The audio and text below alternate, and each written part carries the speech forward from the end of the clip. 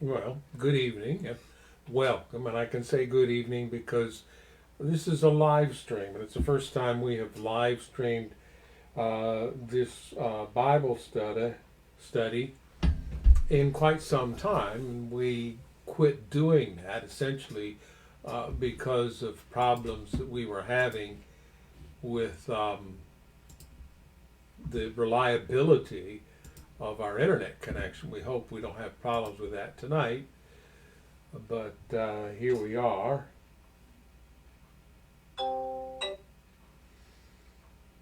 Da, da, da, da. Thank you. You came up just as I was trying to type in my password, and now my phone is telling me to text you. Can't talk now. What's up? Yeah, let me try this again. I thought I'd gotten in, but apparently not.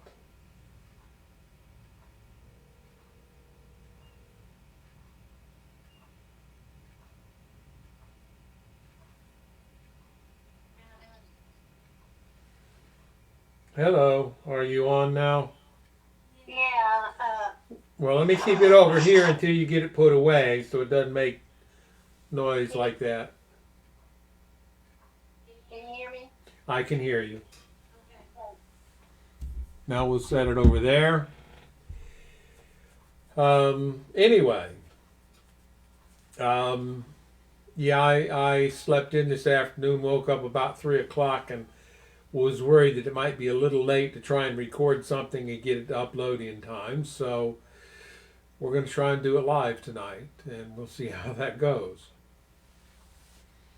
Um, Now that means that I did play just a little bit of music. I'm not very good at piano, but I played a little music for you. And the piece that I played just before we went on is the music for the hymn that I quoted in our sermon presentation last Saturday, the one titled "The Hidden Years at Nazareth."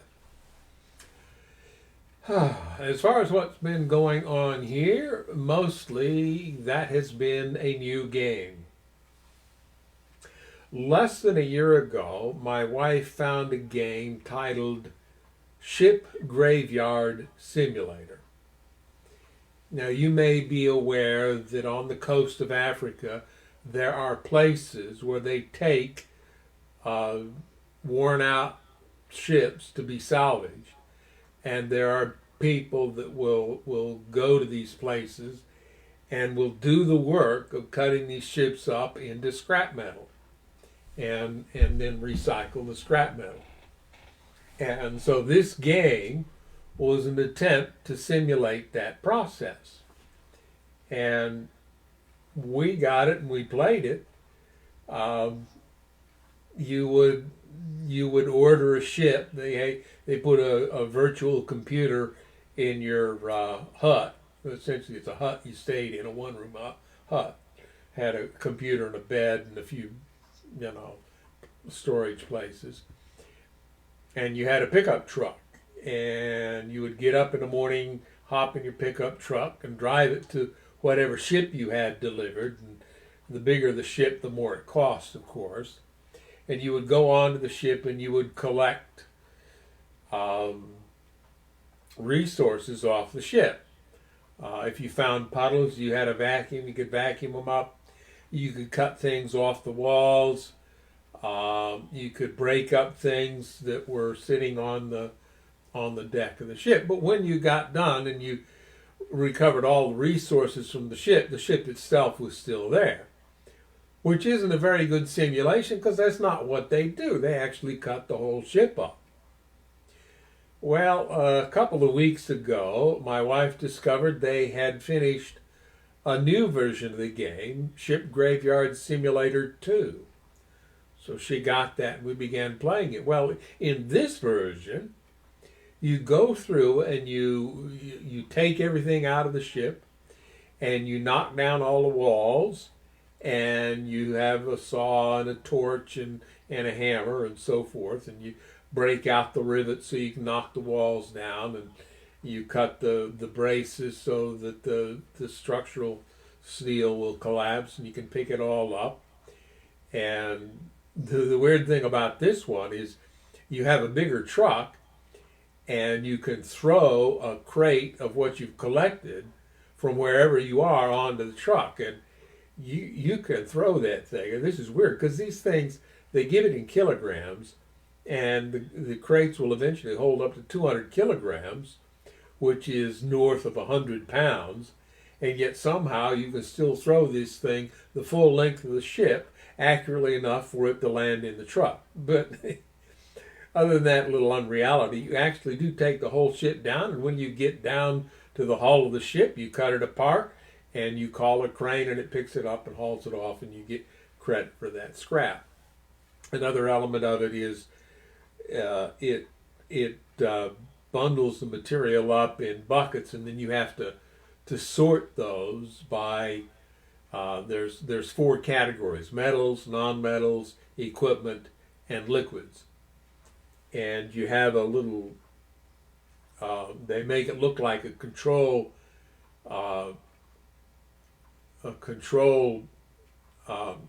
cupboard or a cabinet station up above where the recycling takes place, and the material arrives on a conveyor belt, and there are four dumpsters that you can rotate around to decide which dumpster the material drops into. And you go by the colors, and if you get it 100% right, you get a bonus and you get a little extra money out of it. You know, game money, fake money. But so we've been doing a lot of that. I will say that it's, to me anyway, it's a little more satisfying to be able to go to a ship, take all the resources of it, cut it up, and get the whole thing carried off, so you just blank than the previous game where you just kind of left the bulk of the ship there and just got the resources off of it. Anyway, we have both been working on that. She's ahead of me right now, and I probably won't catch up because she gets more playtime than I do usually. Anyway.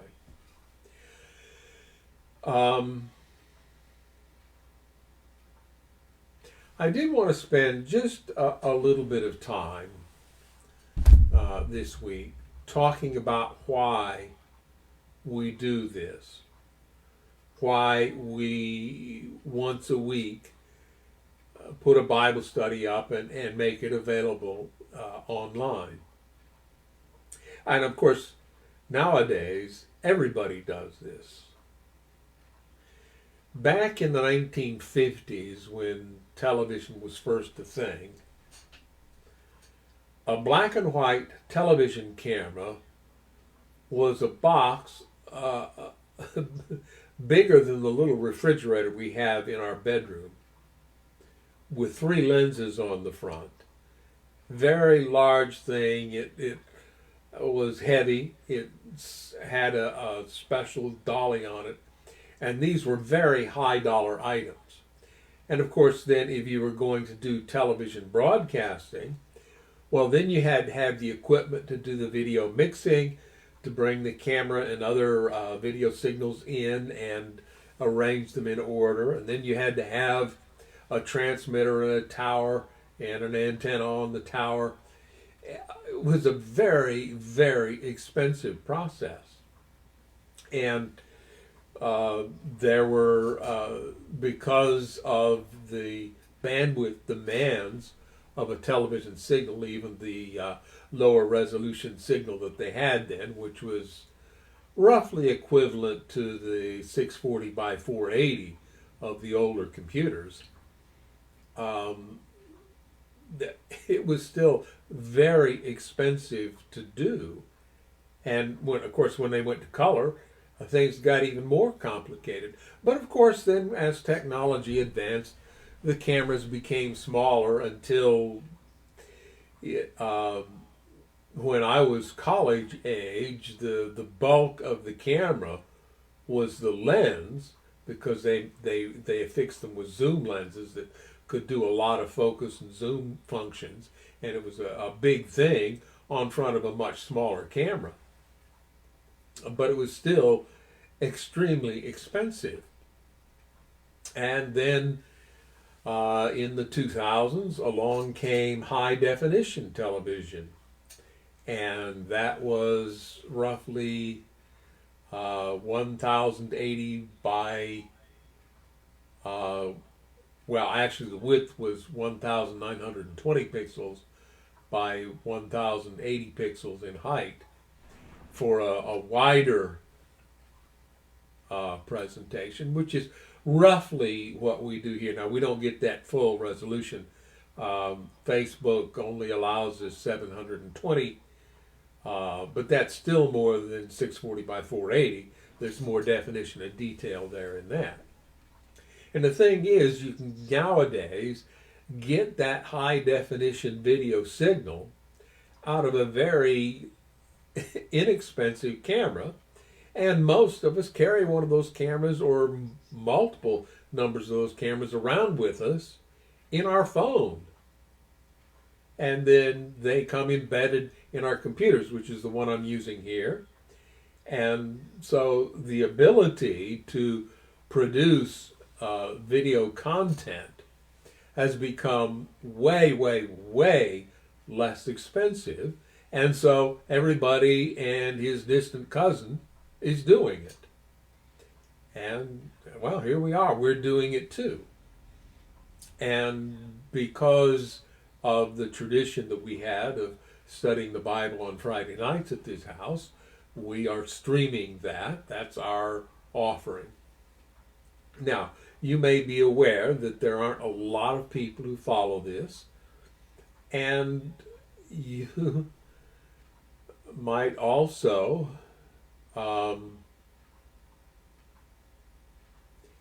be aware that the viewpoint we take is not a particularly mainstream viewpoint we take of the Bible.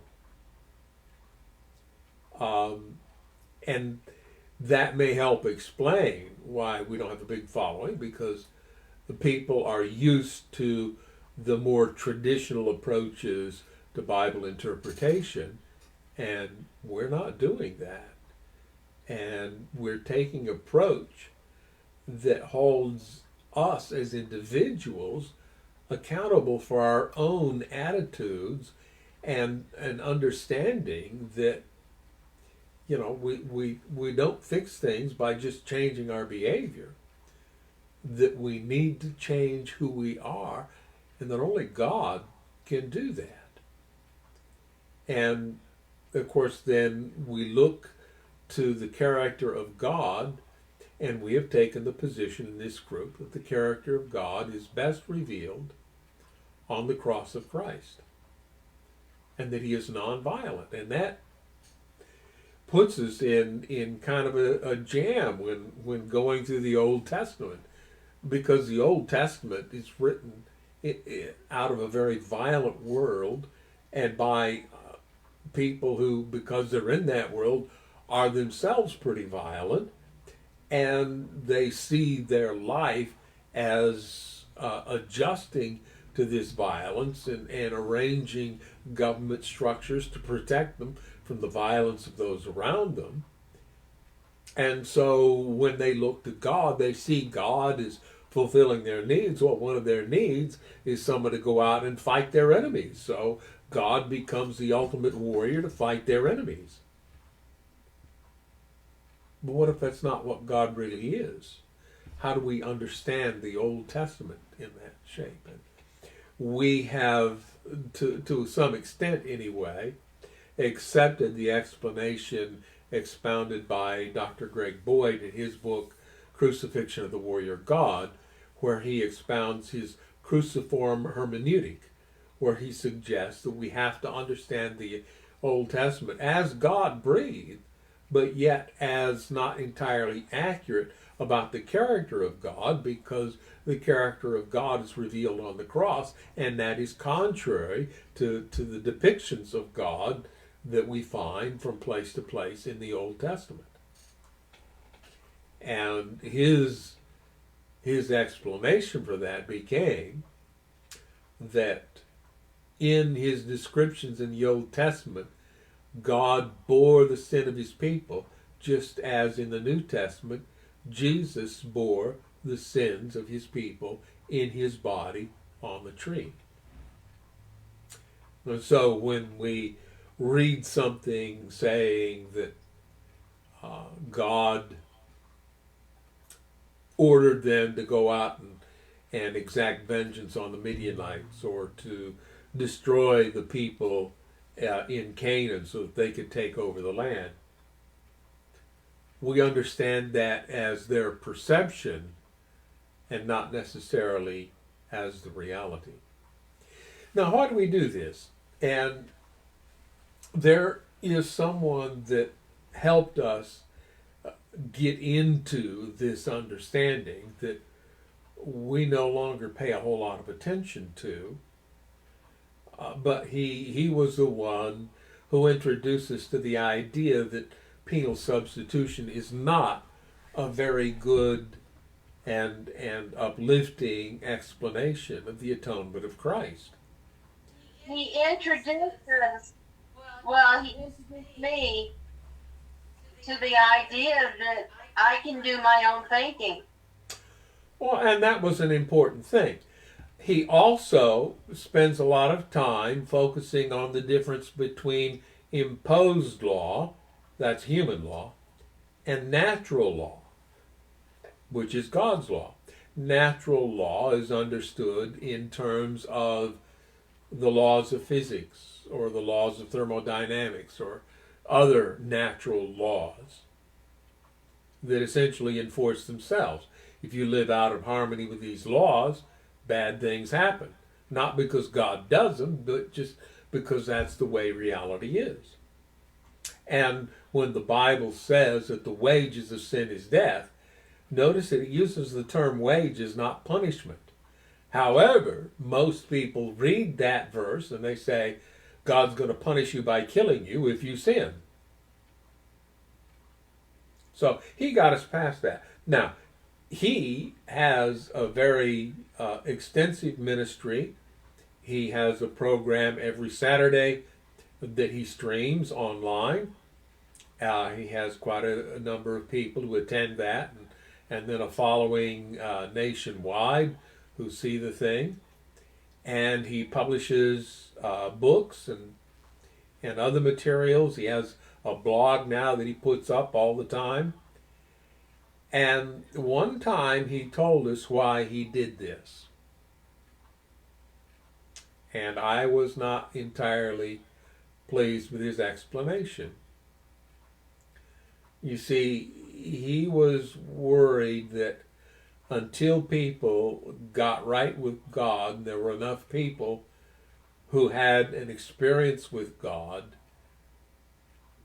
then God would see fit to come to this earth, put an end to sin, and bring in everlasting righteousness, etc., etc. And he wanted that to happen, so he was doing this in order to bring about, well, he wouldn't put it that way, but essentially bring about the end of the world and the end of sin. Is this not a form of manipulation? Well, I think it is perhaps a bit of coercion manipulation, but I also think that it's kind of a selfish motive. Yeah. We do this because we have found an understanding of God that has been very beneficial to us in our relationship with God. And we'd like that to be your experience. We want to share that with you. And we try to do this as non-coercively as we can. You may notice that I did put up a statement of belief, but it's very simple and very bare bones. And for the most part, one of the things we believe is that it is not up to any human to tell another human what to believe. As my wife was saying, we learn to think for ourselves. So We can believe what we believe, but that's not saying you have to believe what we tell you that we believe. no. There are certain quotes doctrinal issues on which we have position. For example, we happen to believe in the divinity of Jesus Christ, but not everybody does, and we are not going to judge you if you believe something different. That's your choice. That's between you and God, and that's, you have to figure that out for yourself. And I don't think personally that God's going to condemn somebody because they happen to believe something that turned out not to be true, because probably when the end comes around and truth is revealed, we'll all find out that we believed some things that weren't true. I mean, just take the example of the disciples. The disciples all thought Jesus was going to be a mighty warrior and help the Jews assert their national sovereignty against the Roman domination of the world. And they believed that right up until his crucifixion. So, yeah, the end can come and we can believe things that are wrong, and we'll find out what was right and what was wrong, and maybe even then we won't find it all out. We'll keep learning throughout all eternity. That's kind of the neat thing about being human, is that we can keep learning and we can keep finding out new things. And, you know, if you think you've got the truth, you're likely to reject anything that challenges that. So part of what we try to do then is to challenge your thinking. You always heard this story this way, but maybe here's another way you could think about it. And again, we're not going to tell you this is what you have to believe. This is just, here are some possibilities of what might be going on in these stories. And we take as our only really given the goodness, kindness, and love of God the Father. So, I don't know if I said everything I wanted to say with that, but I did want to kind of discuss that. Anyway, we are prepared to go into Judges chapter 11, and we will probably, as I noted in our titling, get into the story of Samson. But for now, let's bow our heads and we'll get started. Our Father in heaven, we thank you so much that we have the written word. We thank you even more we have the living word, Jesus Christ. That we have an example of who you are, because he said, if you have seen me, you have seen my Father. As we open the written word, we want to be able to see both Jesus and you in that positive light. We know that the Holy Spirit can help us see that. We ask for that blessing for each person who participates. In Jesus' name, amen.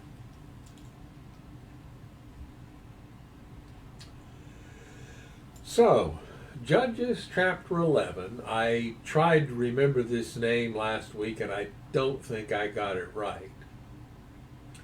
Starts out talking about Jephtha. Now, Jephtha of Gilead was a great warrior.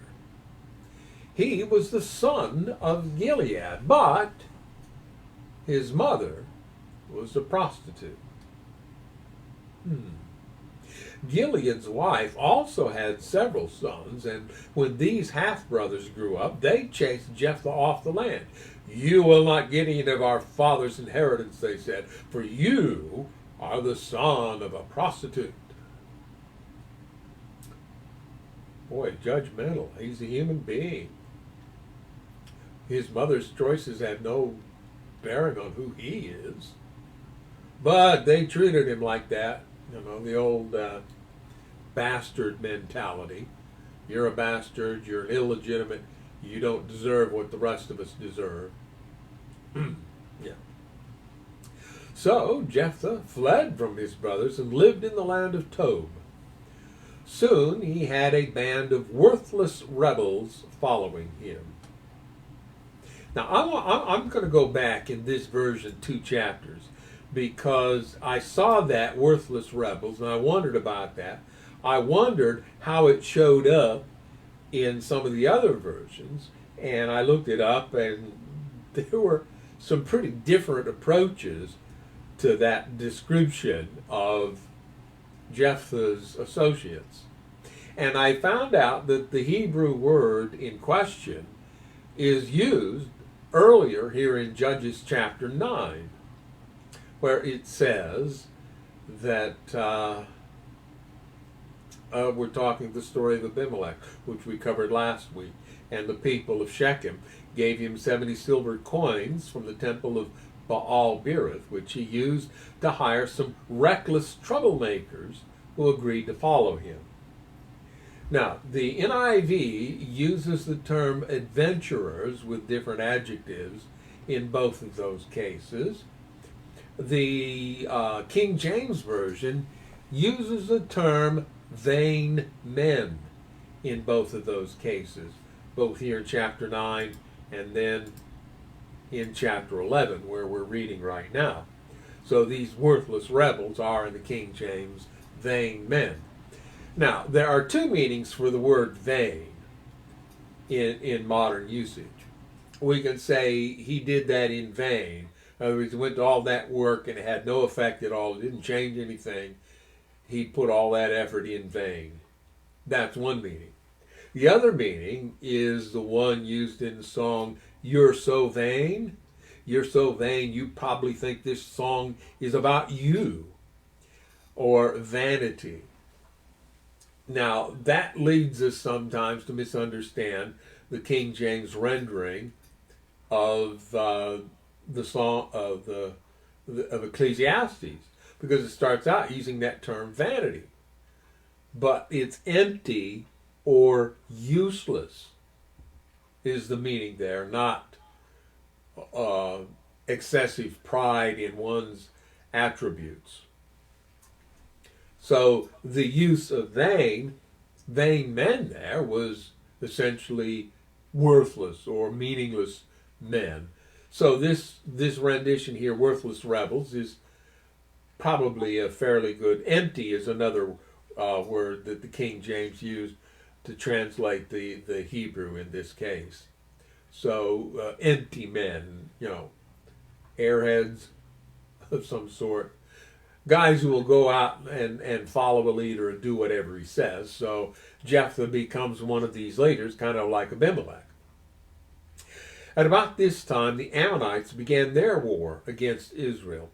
When the Ammonites attacked, the elders of Gilead sent for Jephtha in the land of Tob. The elders said, "Come and be our commander. Help us fight the Ammonites." But Jephtha said to them, "Aren't you the ones who hated me and drove me from my father's house? Why do you come to me now when you're in trouble?"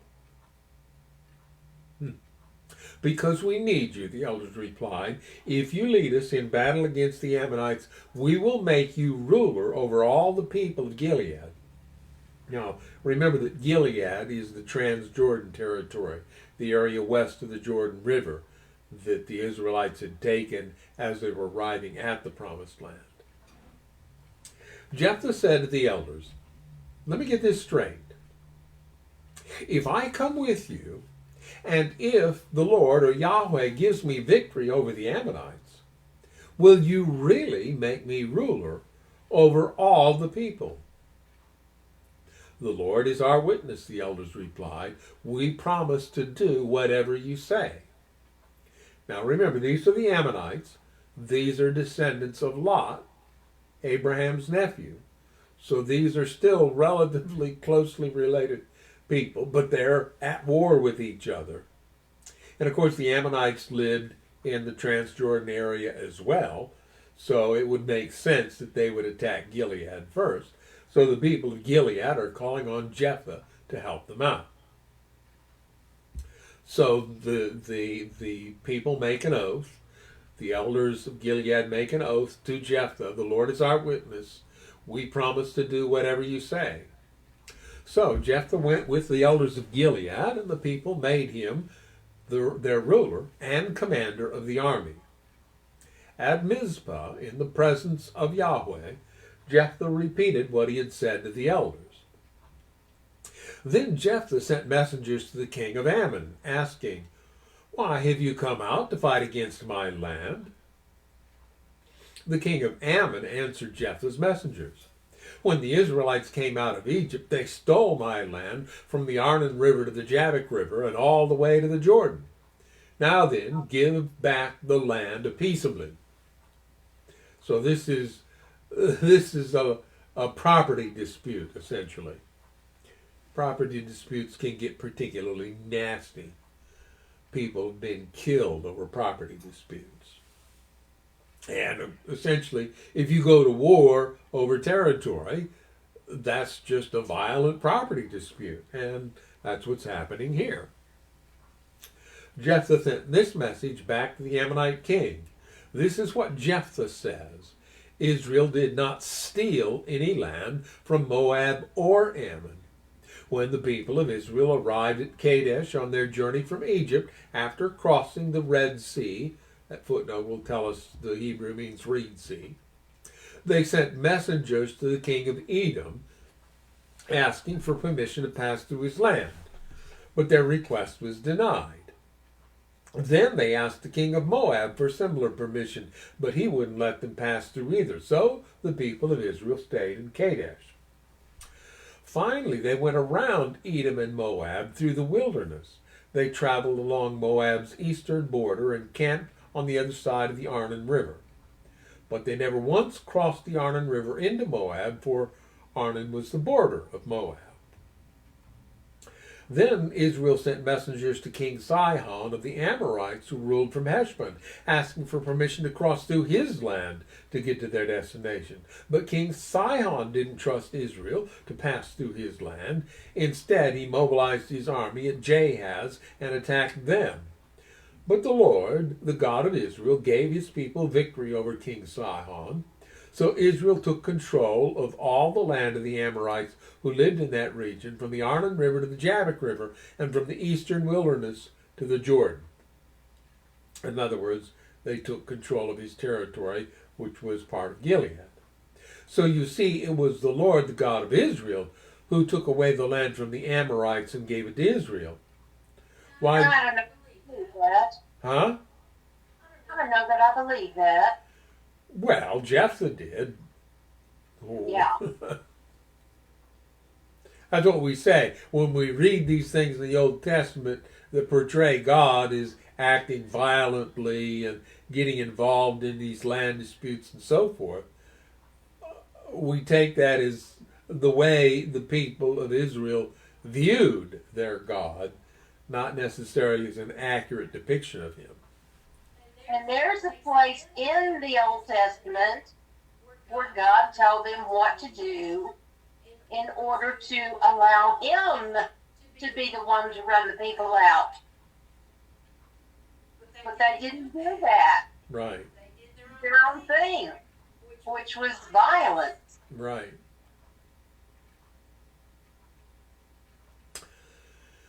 So, he says it was the Lord, the God of Israel, who took the land from the Amorites to give it to Israel.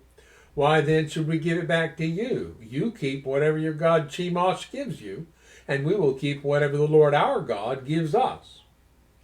Are you any better than Balak, son of Zippor, king of Moab? Did he try to make a case against Israel for disputed land? Did he go to war against them? Israel has been living here for 300 years, inhabiting Heshbon and its surrounding settlements, all the way to Aroer and its settlements, and in all the towns along the Arnon River. Why have you made no effort to recover it before now? Therefore, I have not sinned against you. Rather, you have wronged me by attacking me. Let the Lord, who is judge, decide today which of us is right, Israel or Ammon. But the king of Ammon paid no attention to Jephtha's message. He was human. He was about to hear something he didn't want to hear, so he didn't hear it. He paid no attention to it. People are good at ignoring anything, no matter how real or reliable it is, if it runs contrary to what they want to believe.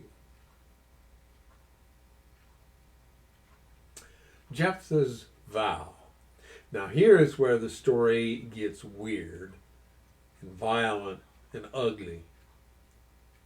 At that time the Spirit of the Lord came upon Jephtha, and he went throughout the land of Gilead and Manasseh, including Mizpah in Gilead, and from there he led an army against the Ammonites. And Jephtha made a vow to the Lord. He said, "If you give me victory over the Ammonites, I will give to the Lord whatever comes out of my house to meet me when I return in triumph.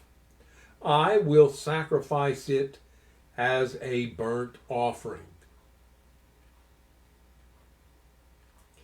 Now, a lot of people have offered various opinions about what Jephtha thought he was vowing to do. And some have even pointed out, people say, well, he thought maybe one of the animals would come out and he would sacrifice that animal as a burnt offering. Maybe he thought his wife would come out and he's going to get rid of her. Well, yeah, that's possible.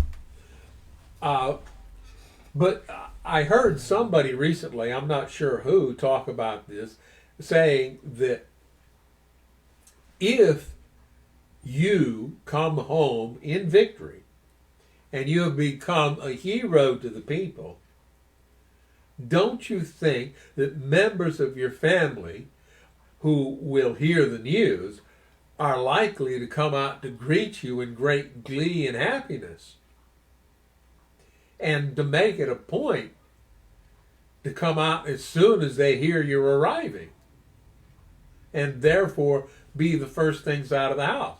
Did Jephtha not think about that? Was this that rash of a vow?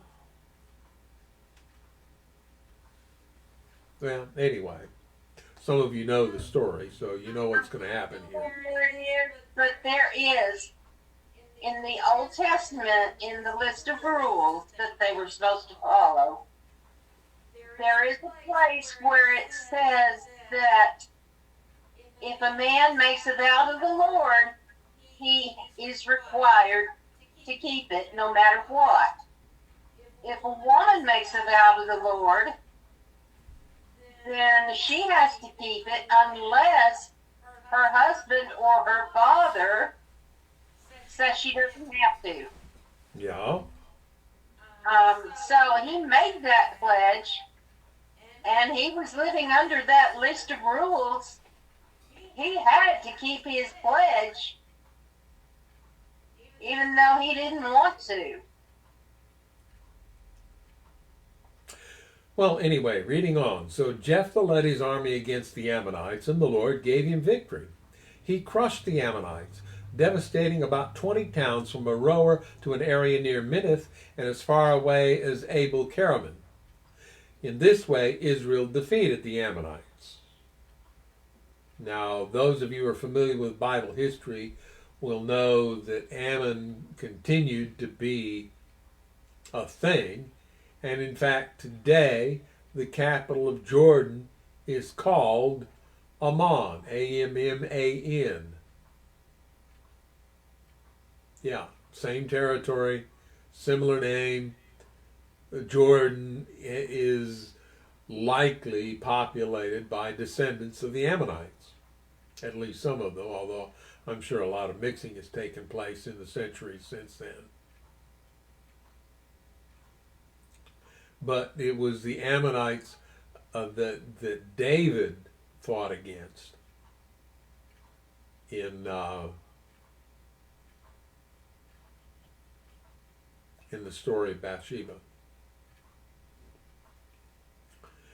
When Jephtha returned home to Mizpah, his daughter came out to meet him, playing on a tambourine and dancing for joy. She was his one and only child. He had no other sons or daughters. When he saw her, he tore his clothes in anguish. "Oh, my daughter," he cried out, "you have completely destroyed me. You have brought disaster on me. For I have made a vow to the Lord, and I cannot take it back."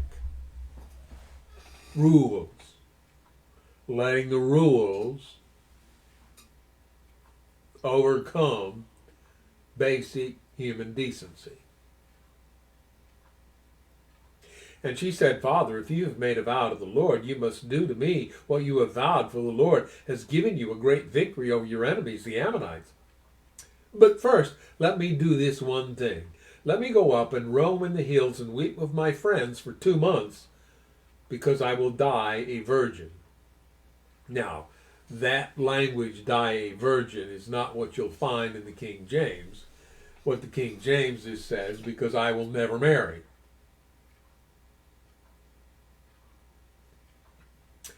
And I'll go ahead and just use the name. Some of you may have seen in doctor's offices and so forth, the Bible story set by Arthur S. Maxwell.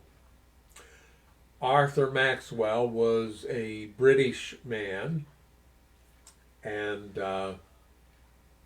he was also a writer, and he wrote targeting children. So he had a set of books titled the Bedtime Story Set. When I was a kid, there were 5 volumes of bedtime stories, and before I reached high school, a 6th volume came out. I knew some of Dr. Maxwell's, I shouldn't say Dr. Maxwell, I don't know if he had a doctorate or not, of Arthur Maxwell's sons. They were doctors. And I went to school with one of Arthur Maxwell's grandsons, who became a writer himself. And I have at least one of his books here in the house, I think, somewhere. Anyway, he also wrote,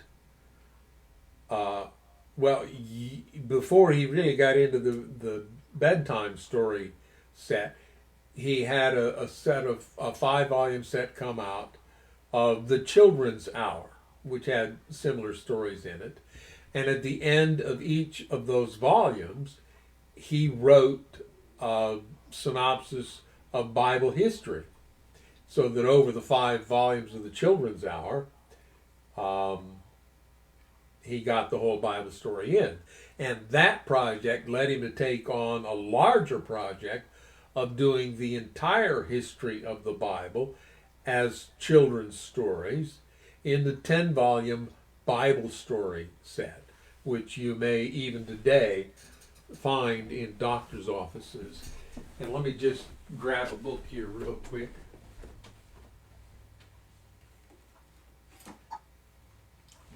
Because at some point, my parents bought me that 5-volume Children's Hour set. So there it is.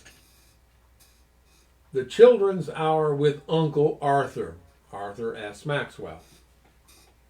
And of course, this one is book 1. And I believe that is a picture of Arthur Maxwell. And those may be his children. So I may actually have known one of those boys when he was considerably older and a professor.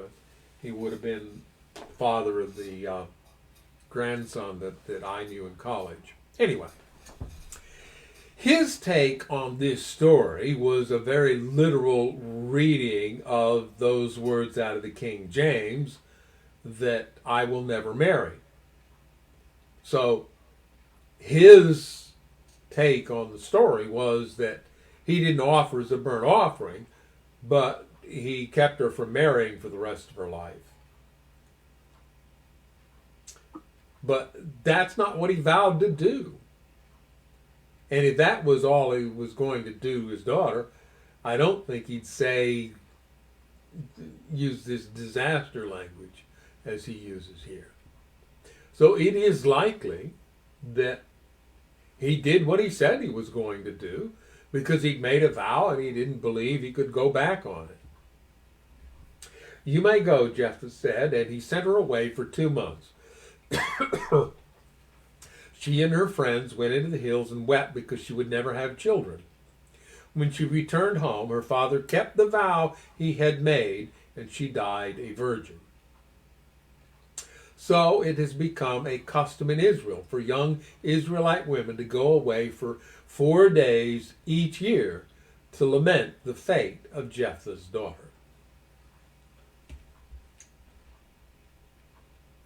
Again, the triumph of rules over principled living.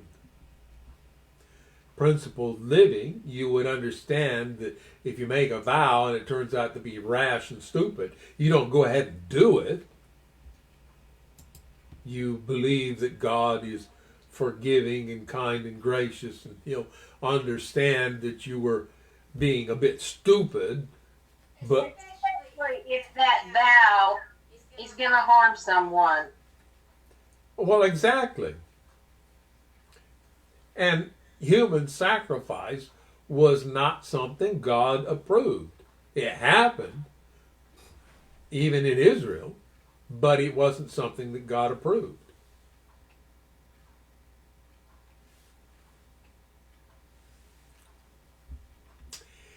Well, the story of Jephthah isn't over, just like the story of Gideon wasn't over just with him defeating the Midianites.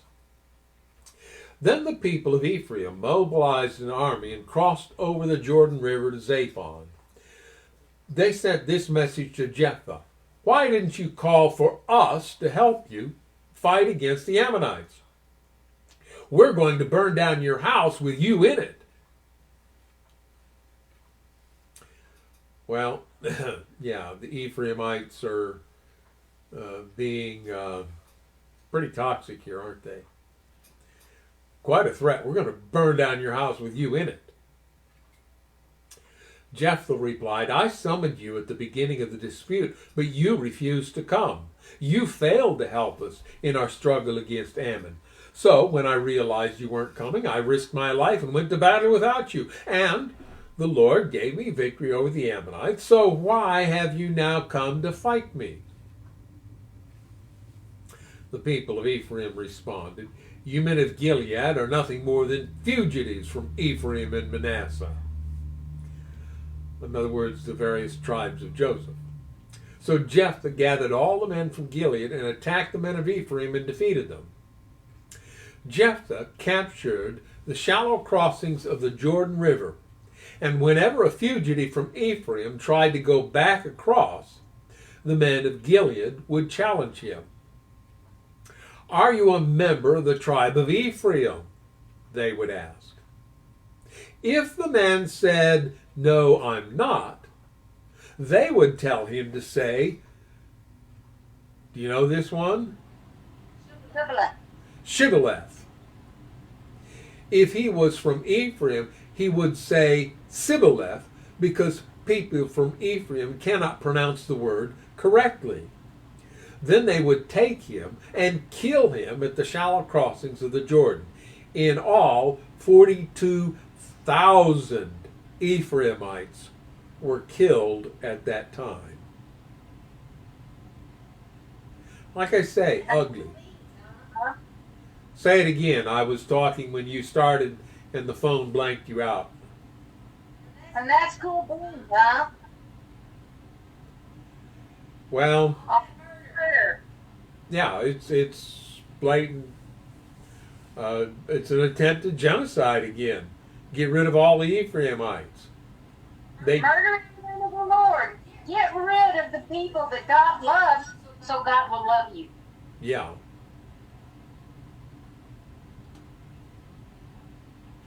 Jephtha judged Israel for 6 years. Well, it was a good thing it was only 6 years, given the character he's displayed. When he died, he was buried in one of the towns of Gilead.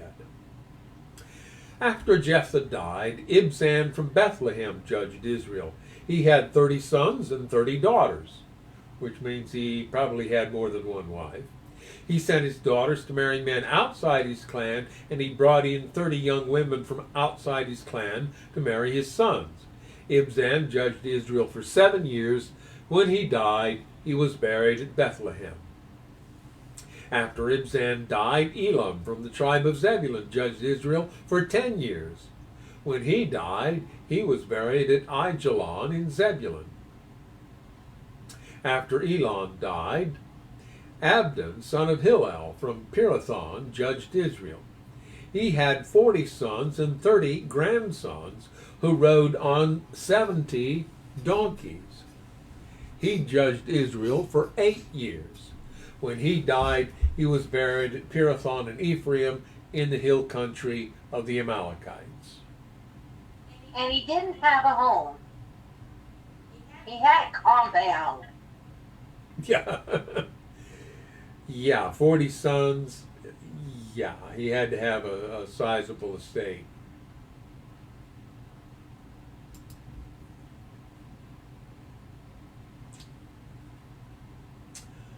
So I'm checking the time here to see how much time we have. We are going to at least start the story of Samson.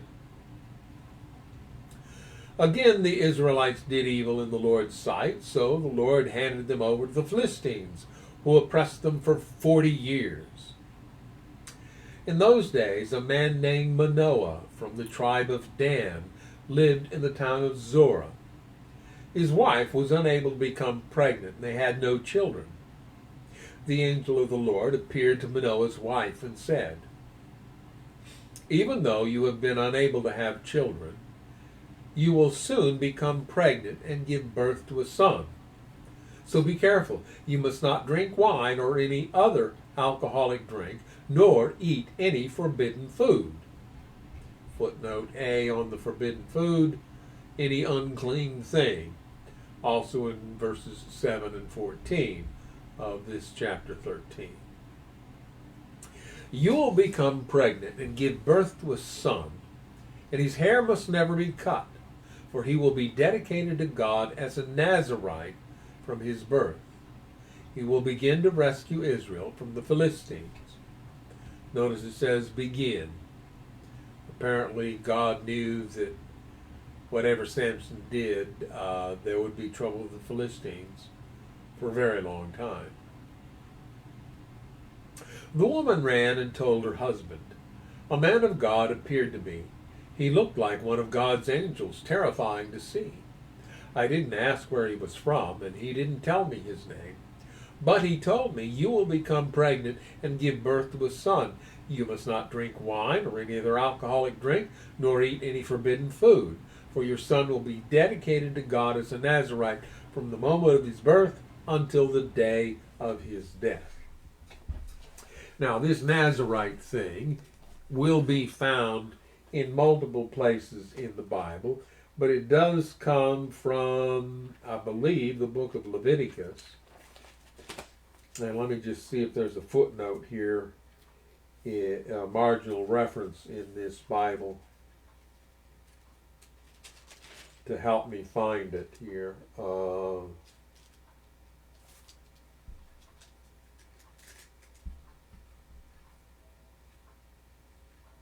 Okay.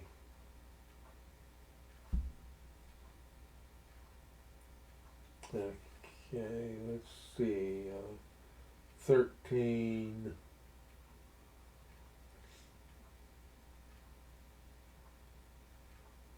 B. Yeah. Oh, Numbers. Number 6, 2, and 13. Well, let's see if that's helpful.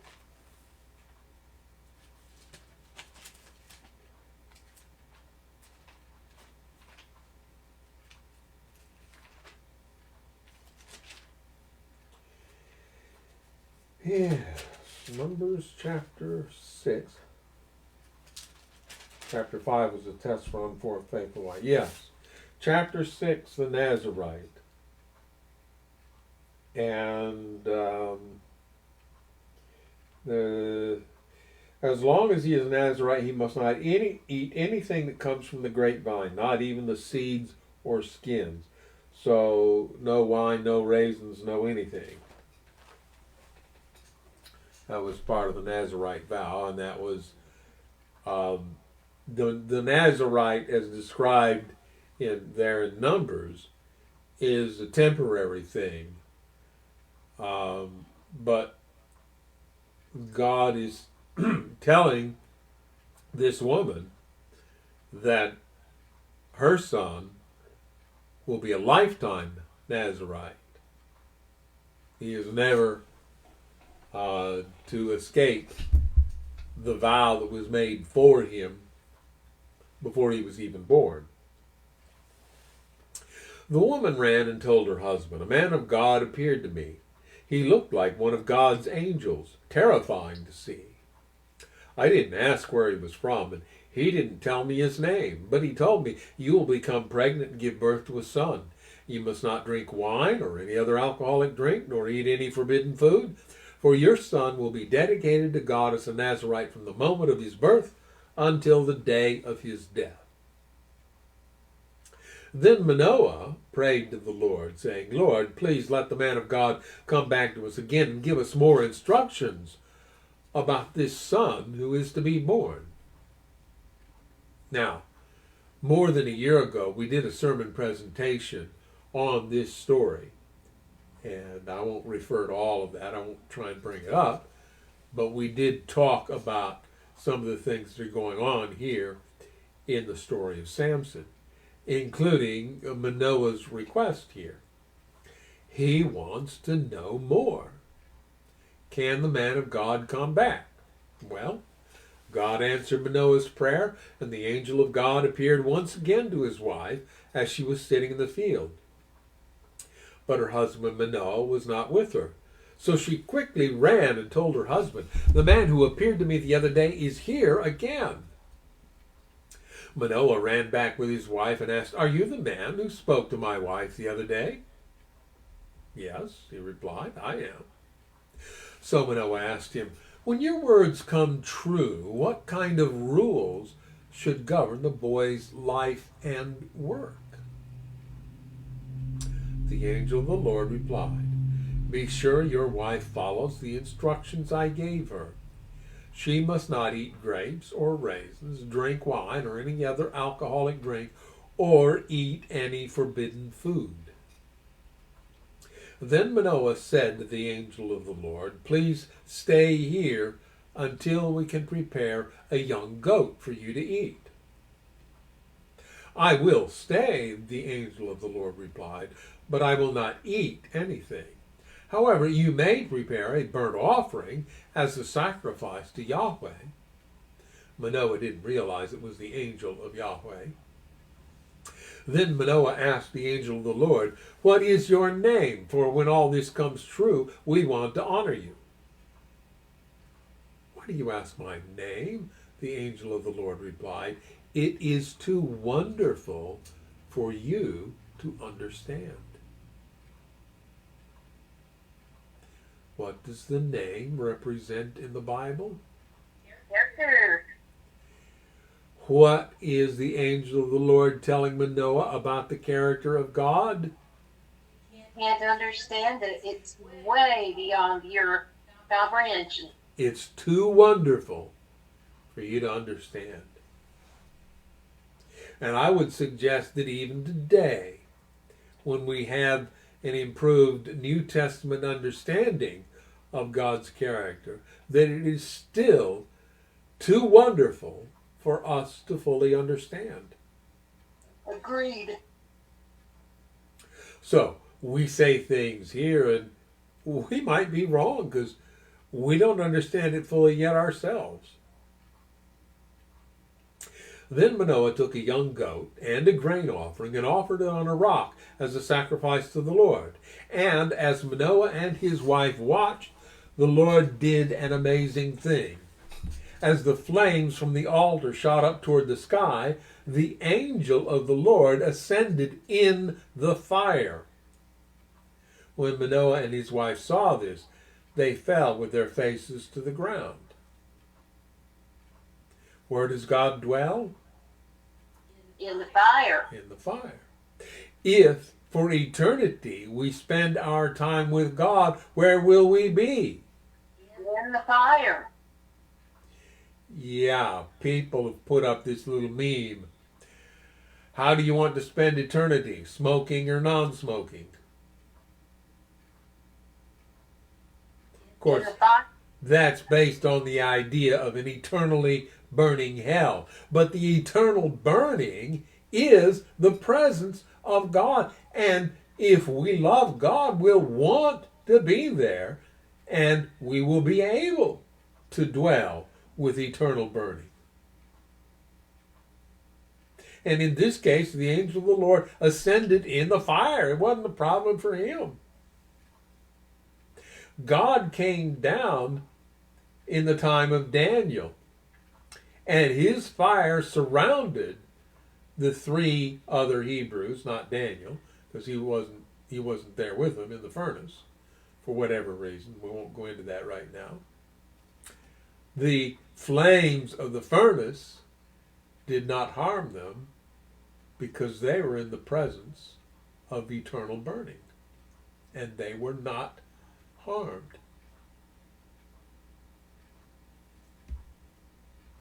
The angel did not appear again to Manoah and his wife. Manoah finally realized it was the angel of Yahweh, and he said to his wife, "We will certainly die, for we have seen God." But his wife said, "If the Lord were going to kill us, he wouldn't have accepted our burnt offering and grain offering. He wouldn't have appeared to us and told us this wonderful thing and done these miracles." Did you notice that the angel of the Lord appeared to the wife both times, not to her husband? Interesting, yes. I just want to look something up here because it says that when her son was born, she named him Samson. So I want to see if this book will tell me anything about the meaning of the name. I think usually it does.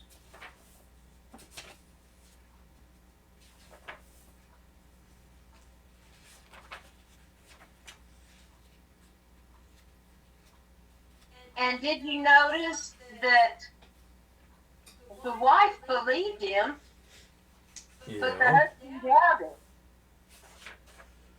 How will we know? Or what, was that what he said? Well, he asked for the angel to come back so he could ask further questions to get more information. Yeah. But there at the end, I thought you said something. He turned, something he said, and he turned, and while he turned, the angel ascended in. Well, he ascended in the flame, yes. What did he say when he ascended? Just before he ascended.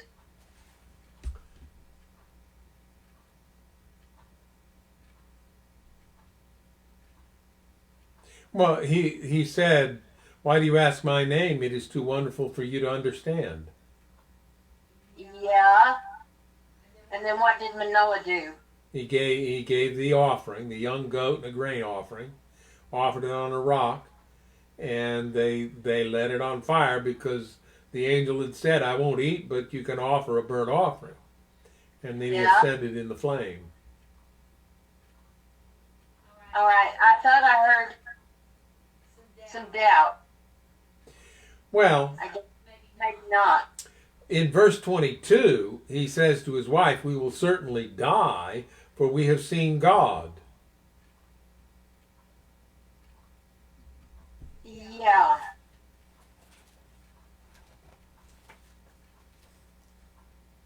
That's fear. Samson, Judges 13 to 16. The name Samson is derived from the Hebrew word for son and means sunny or sun hero.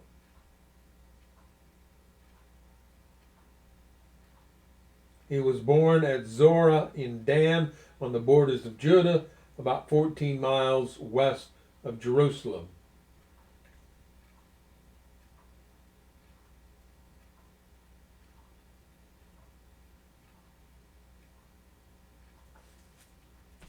So,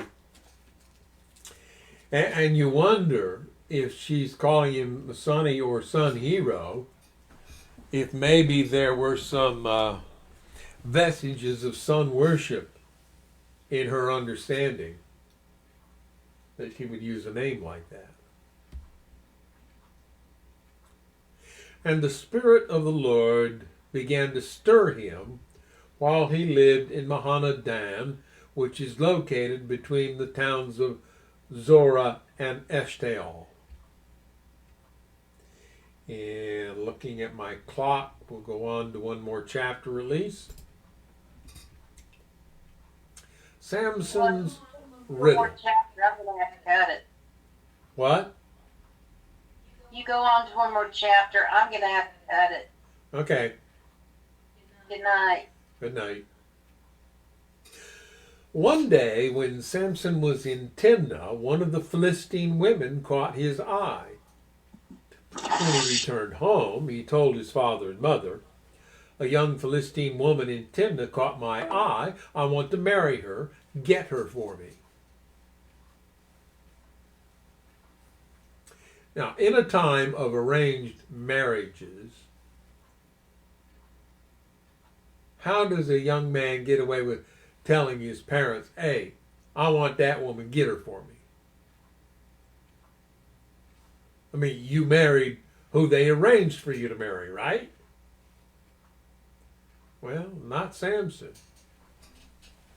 Now, we know, it hasn't said this yet, we know he was a strong, physically strong person, and that may have had an effect to the point where his parents were actually a little bit afraid of him, and so they would let him get away with things they wouldn't normally because he was so powerful. His father and mother objected. "Isn't there even one woman in our tribe or among all the Israelites you could marry?" they asked. "Why must you go to the pagan Philistines to find a wife?" But Samson told his father, "Get her for me. She looks good to me." His father and mother didn't realize that Yahweh was at work in this, creating an opportunity to work against the Philistines who ruled over Israel at that time. Again, this is the author's take. That's what they thought God was about.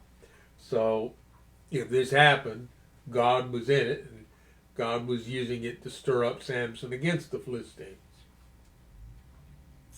As Samson and his parents were going down to Timnah, a young lion suddenly attacked Samson near the vineyards of Timnah. At that moment, the Spirit of the Lord came powerfully upon him, and he ripped the lion's jaws apart with his bare hands. He did it as easily as if it were a young goat. But he didn't tell his father or mother about it. When Samson arrived in Timnah, he talked with the woman and was very pleased with her. Now, when we did our sermon presentation, we talked about this element of the story. Why would a young lion suddenly come out and attack Samson, but not his parents? And why was the Spirit of the Lord involved, if indeed he was, in helping him defeat this lion? Could it be, and we suggested this in our sermon presentation, the possibility, not certainty, we don't deal in those kinds of things, the possibility that Samson was the target of an enemy attack, that God's enemy and the enemy of the human race wanted to defeat him and was able to send this lion in an attempt to cut his life and mission short.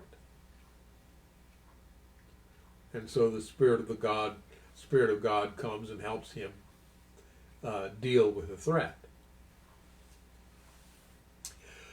Later, when he returned to Timnah for the wedding, he turned off the path to look at the carcass of the lion, and he found that a swarm of bees had made some honey in the carcass. He scooped some of the honey into his hands and ate it along the way. He also gave some to his father and mother, and they ate it, but he didn't tell them he had taken the honey from the carcass of the lion. He just let them have some of it. As his father was making final arrangements for the marriage, Samson threw a party at Timnah, as was the custom for elite young men. When the bride's parents saw him, they selected 30 young men from the town to be his companions. Footnote A. They. Okay. So parents is an interpretation of these translators. Just when they saw him, they selected 30 young men from the town to be his companions. Although since it was from the town, it's likely the bride's parents would be the ones to do it, since they were selecting young men from their own town. Samson said, these are the groomsmen, 30 groomsmen. Boy, he's going to have quite a ceremony here, isn't he? Samson said to them, "Let me tell you a riddle. If you solve my riddle during these 7 days of the celebration, I will give you 30 fine linen robes and 30 sets of festive clothing. But if you can't solve it, then you must give me 30 fine linen robes and 30 sets of festive clothing." Now, there's one Samson, there's 30 groomsmen. If Samson wins, each groomsman is out one robe and one set of festive clothing. If they win, Samson is out 30 robes and 30 sets of clothing. And of course, I think most of you know how this story is going to end. All right, they agreed, let's hear your riddle. So he said, "Out of the one who eats came something to eat. Out of the strong came something sweet."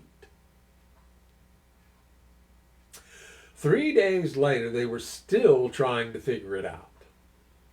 On the 4th day, they said to Samson's wife, "Entice your husband to explain the riddle for us, or we will burn down your father's house with you in it."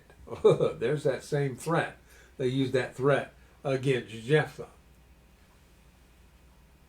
The Ephraimites did. Didn't work out so well for them. It may not work out very well for these young men, but that's the threat they made. "Did you invite us to this party just to make us poor?" That's classic manipulative, gaslighting behavior. "It's your fault I'm in this mess." No, you made your choices. You're here through your own fault. Don't try and blame it on somebody else. But at any rate, that's what they're doing. So Samson's wife came to him in tears and said, "You don't love me. You hate me. You've given my people a riddle, but you haven't told me the answer." "I haven't even given the answer to my father or mother," he replied. "Why should I tell you?" So she cried whenever she was with him and kept it up for the rest of the celebration.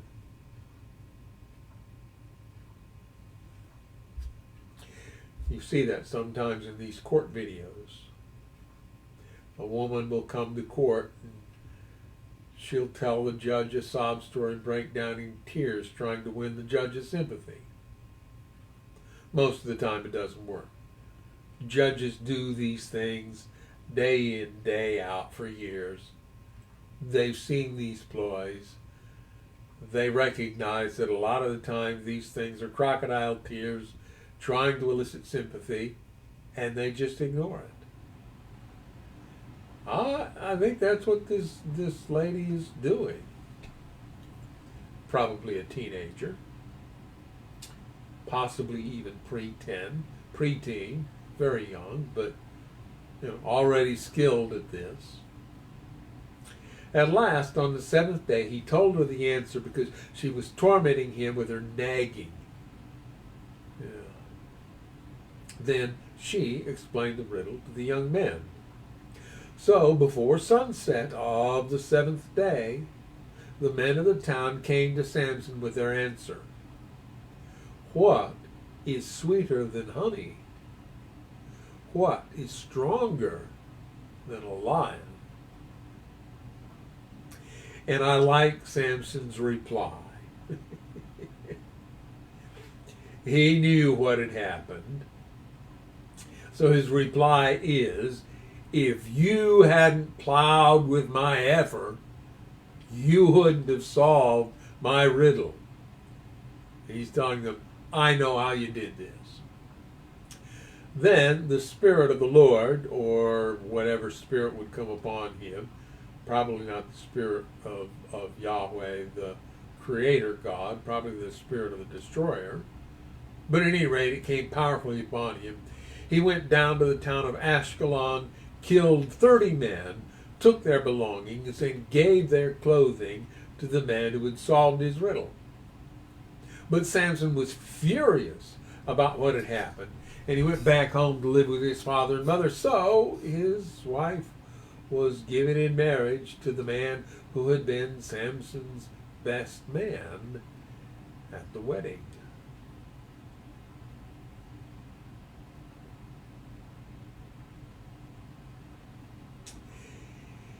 And I'm looking at the clock.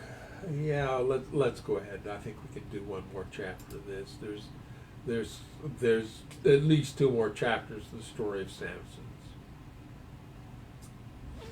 Later on, during the wheat harvest, Samson took a young goat as a present to his wife. He said, I'm going into my wife's room to sleep with her. But her father wouldn't let him in. I truly thought you must hate her father explained.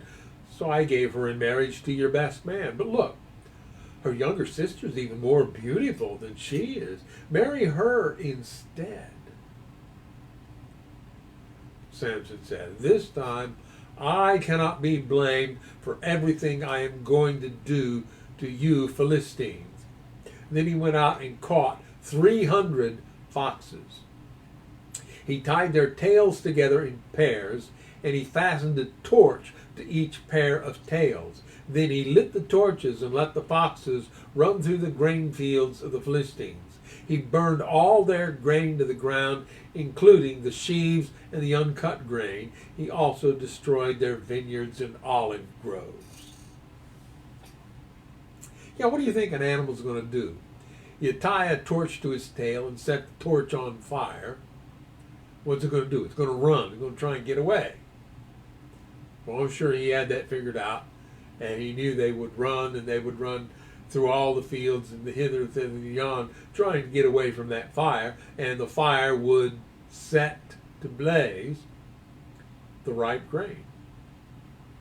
If you're familiar with the process of harvesting grain, once the grain is ripe, the stalk dries out and it becomes what we call straw, and it is extremely flammable and will catch fire easily.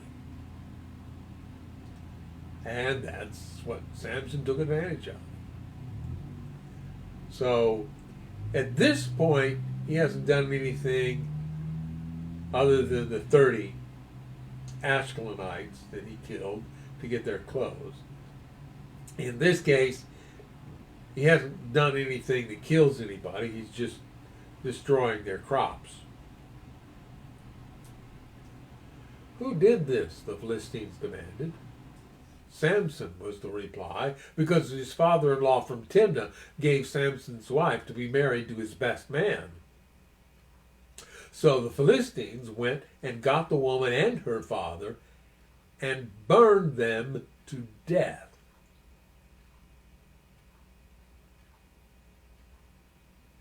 Well, you got to wonder, did these people do anything that terrible? Certainly terrible enough to be condemned to death by their fellow Philistines, their own people. But when you get angry, the nature of evolution has arranged it so that when we get triggered by our emotions, our emotional limbic brain takes over and the rational brain gets shut down. And when that happens, then you no longer think long term. You respond based on the emotions. They got angry because of what Samson had done, they discovered that Samson did it because of what had happened to his so-called wife, and so, well, we'll deal with you violently because you brought this on us. Not thinking it through, just responding. Because you did this, Samson vowed, I won't rest until I take my revenge on you. So he attacked the Philistines with great fury and killed many of them. Then he went to live in a cave in the rock of Edom. The Philistines retaliated by setting up camp in Judah and spreading out near the town of Lehi. The men of Judah asked the Philistines, "Why are you attacking us?" The Philistines replied, "We've come to capture Samson. We've come to pay him back for what he did to us." So 3,000 men of Judah went down to get Samson at the cave in the rock of Edom. They said to Samson, "Don't you realize the Philistines rule over us? What are you doing to us?" But Samson replied, "I only did to them what they did to me. Tit for tat. Law of the jungle. You do it to me, I do it to you. This will continue forever." But the men of Judah told him, "We've come to tie you up and hand you over to the Philistines." "All right," Samson said, "but promise that you won't kill me yourselves." "We will only tie you up and hand you over to the Philistines," they replied. "We won't kill you." So they tied him up with 2 new ropes and brought him up from the rock. As Samson arrived in Lehi, the Philistines came shouting in triumph. But the Spirit, and they assume it's the Spirit of the Lord, came powerfully upon Samson, and he snapped the ropes on his arms as if they were burnt strands of flax, and they fell from his wrists. Then he found the jawbone of a recently killed donkey. He picked it up and killed 1,000 Philistines with it.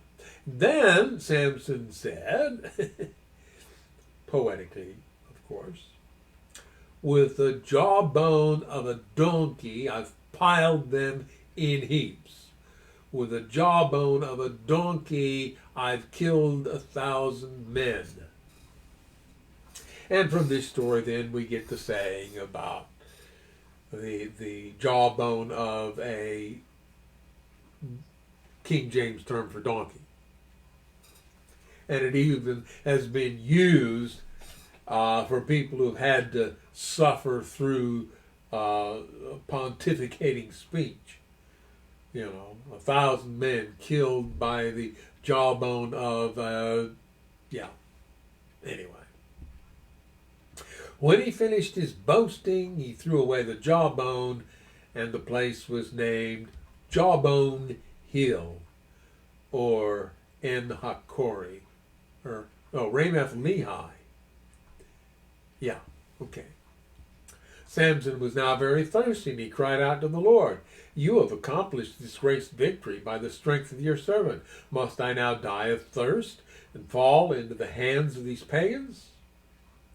So God caused water to gush out of a hollow in the ground at Lehi, and Samson was revived as he drank. Then he named that place the spring of the one who cried out, and it is still in Lehi to this day. Samson judged Israel for 20 years during the period when the Philistines dominated the land. Now one wonders how much judging he did. He doesn't seem to be filled with great wisdom, which is what you would expect of someone who judges the land and decides disputes. The Ramoth Lehi is the name assigned as Jawbone Hill, and then the spring of the one who cried out is, En Hakori. So, we're that far. There are more stories in the life of Samson, including his terminal story, and then we will get into the really dark chapters of the book of Judges. And looking at my clock, it is very close to the time when we normally close this off. So we will be here next week. Normally we pre-record this and upload it to be available at 6. Of course, you can watch it whenever you choose. But we do invite you to join us next week, however we end up doing this. And until next week, then, we say goodbye and God bless.